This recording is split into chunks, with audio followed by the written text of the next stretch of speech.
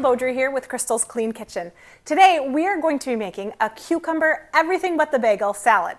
Now this is a great side for any meal that you're going to be doing if you're hosting or even if you're just making your family supper. It's keto approved, low carb friendly, and it's a super great way to get your vegetables in.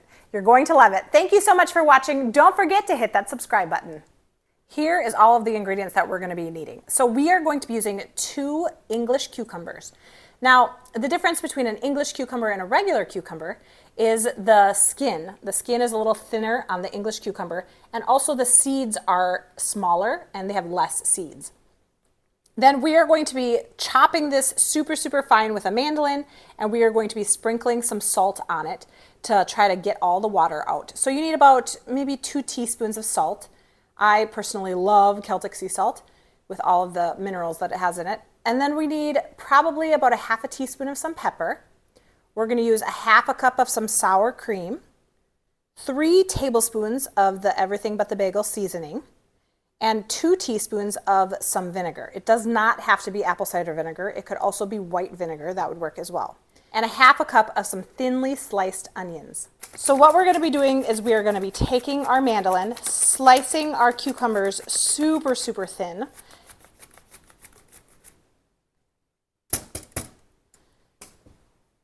Then we're going to be taking them and putting them in a bowl, kind of spreading them out as much as you can. We're going to take our salt, take a little bit of salt and just kind of sprinkle it over the top, give it a good mix. And what this is going to do is it's going to help suck the water out of your cucumbers so that this recipe isn't just covered with too much liquid. So I'm also going to be doing this with the onion as well. I cut my onion in half, I kind of peeled it, and you are wanting about half of a cup of onion. And so you notice how this made it just super nice and thinly cut. That's what you want. Now we're going to be letting the cucumbers soak for 30 minutes in the salt, and then we'll rinse it off and kind of pat it dry. All right, so my cucumbers have been soaking for about a half hour, and now I'm going to put them in a strainer and rinse all of the salt off. I'll rinse the bowl out too, actually.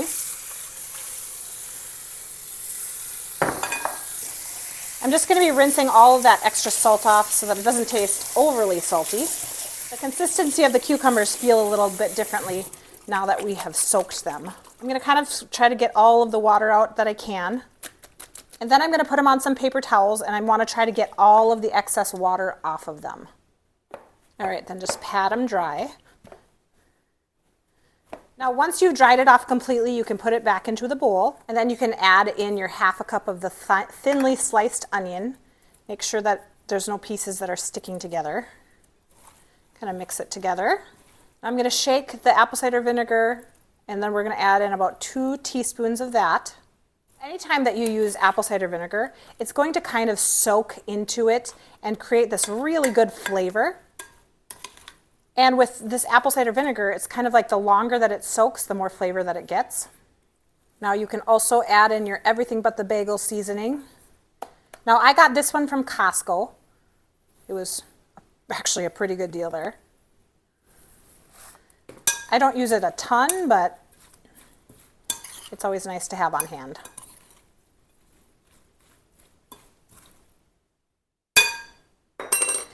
Now since I drained all the salt out, I'm going to add a little bit more salt and then some pepper. Mix it together. And then you can add your half a cup of sour cream.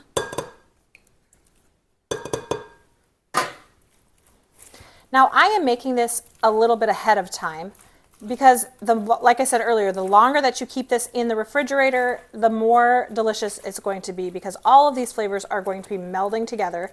All right, that's it. Now I let it sit in the refrigerator for a while and kind of meld all the flavors together. Let's give it a taste test.